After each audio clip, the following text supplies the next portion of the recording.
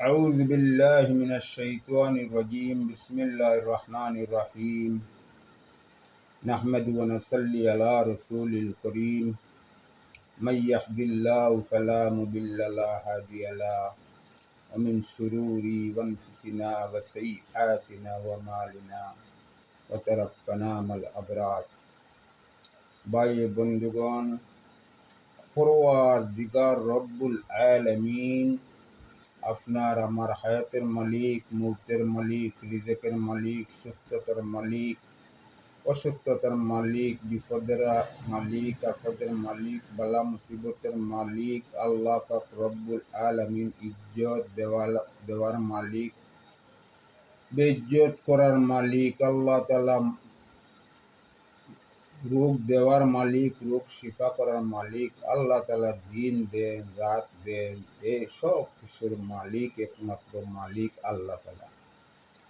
এই আল্লাহ তাআলার কাছে কবুল হইতে চাও না, আল্লাহ তাআলার কাছে কবুল হইতে হলে একটা পন্থা।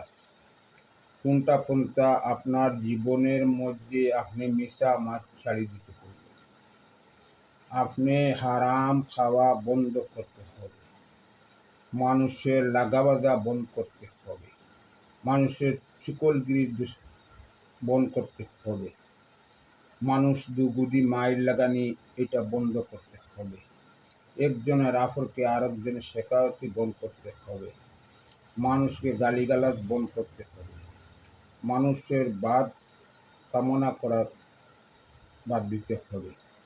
এর জন্য আল্লাহ পরওয়ারদিগার রব্বুল আলামিনের কাছে কবুল হইতে হইলে ভাই নিজের শরীরকে হেফাজত করতে হবে, নিজের শরীরকে আনামত রাখতে হবে, নিজের শরীর চোখকে হেফাজত করতে হবে, নিজের অন্তরকে হেফাজত করতে হবে, নিজের দিলকে হেফাজত করতে হবে, নিজের সব কিছু পরিপূর্ণভাবে আপনি হারাম থেকে বাঁচতে হবে।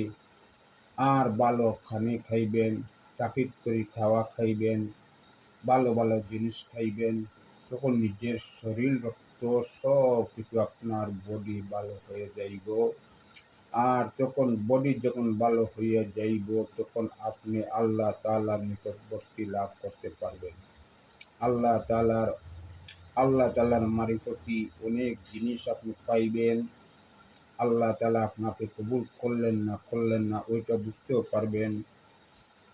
এর জন্য নিজের মুরাকাবার মাঝে বসবেন, মুরাকাবার মাঝে বসিয়া নিজের জীবনে কতটুকু গুনাহ করছি, কতটুকু নেকি করছি, কতটুকু ভালো কাজ করছি, কতটুকু বুরা কাজ করছি, ওই কিছু চোখ মুজিয়া আর কিবলামুখী হইয়া আল্লাহমুখী হইয়া আল্লাহ তাআলার সাথে আপনি আপনার জীবনের তওবা করবেন। বলে, আল্লাহ আমি অত কিছু করেছি, তুমি দয়া করে, তুমি রহমান আর রহিম, তুমি আমাকে মাফ করে দাও। হায় আল্লাহ, তোমার দিদার আমাকে দেও, আল্লাহ তোমার সাহায্য আমাকে দেও, আল্লাহ তোমার মদত আমাকে দেও, আল্লাহ তোমার হুকুম মোতাবেক চলতে পারি এই তৌফিক এনায়েত দান করিও। এইরকম ভাই বন্ধুগণ, আল্লাহ নবী মুহাম্মদ রাসূলুল্লাহ সাল্লাল্লাহু আলাইহি সাল্লাম সাহাবায়ে কেরামকে এইরকম তালিম দিয়েছিলেন, এইরকম তাকিদ দিয়েছিলেন। তারা হারাম হালাল থেকে বাঁচিয়া আল্লাহ তাআলার নিকটবর্তী লাভ করতে পারছে। 2 রাকাত নামাজ পড়ছে, গায়বী খানা হাজির হইয়া গেছে। 2 রাকাত নামাজ পড়ছে, তারা হাজত পুরা হয়ে গেছে। 2 রাকাত নামাজ পড়ছে, তারা চাহিদা পূরণ হইয়া গেছে।